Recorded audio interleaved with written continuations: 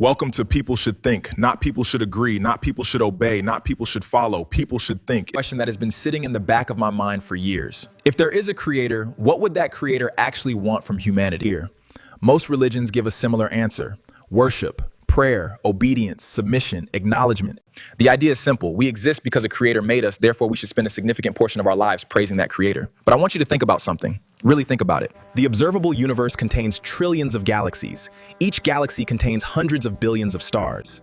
The laws of physics are balanced so precisely that if some fundamental constants were different, complex life might never have existed. The scale is almost impossible to comprehend. And yet we are told that the primary concern of the being responsible for all of this is whether human beings on one small planet are praising it enough. Does that idea make sense?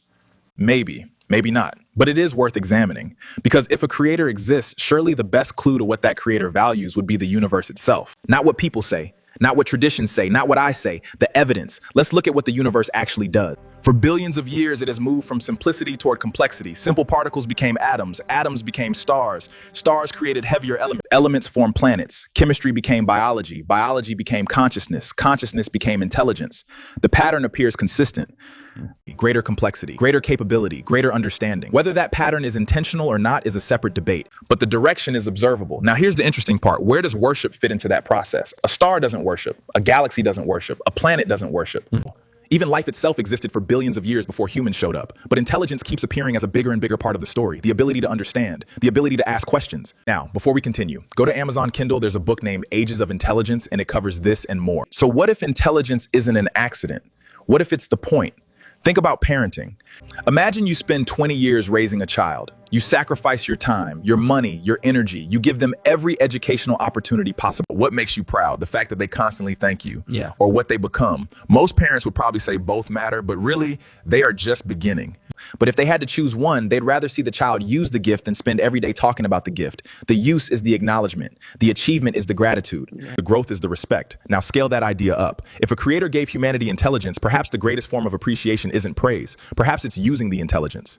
Building, learning, discovering, creating, pushing forward. Again, I am not saying religion has no value. Religion built communities. It created moral frameworks. It gave meaning to suffering. It helped people survive difficult periods of human history. Those contributions are real. Ignoring them would be dishonest. But the question remains, were those things the destination or were they preparation? Maybe religion was never supposed to be the finish line. Maybe it was a bridge between survival and understanding, a bridge between chaos and civilization, a bridge that helped humanity reach a point where we could ask deeper questions. And here is where things get uncomfortable. Because every age has its sacred assumptions. But progress often begins with someone asking a question they weren't supposed to ask. Galileo asked one. Darwin asked one. Countless scientists, philosophers, inventors, and reformers asked questions that made their societies uncomfortable. Most of them were criticized. Some were punished. But the questions kept moving humanity forward. Why? Because intelligence doesn't like walls. It pushes against them. It tests them. It asks what's on the other side. Maybe that urge is not a flaw.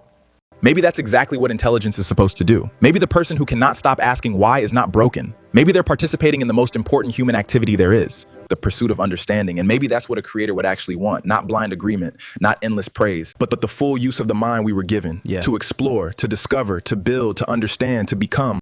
Now, I could be wrong. You could disagree with everything I've said today. That's fine. The goal isn't agreement. The goal is thought. Or would it be, what did you do with the intelligence I gave you? Think about it, and I will see you in the next episode. There is a book named The Ages of Intelligence on Amazon Kindle. Read it and you will have the knowledge of a celestial among humans. Link in bio.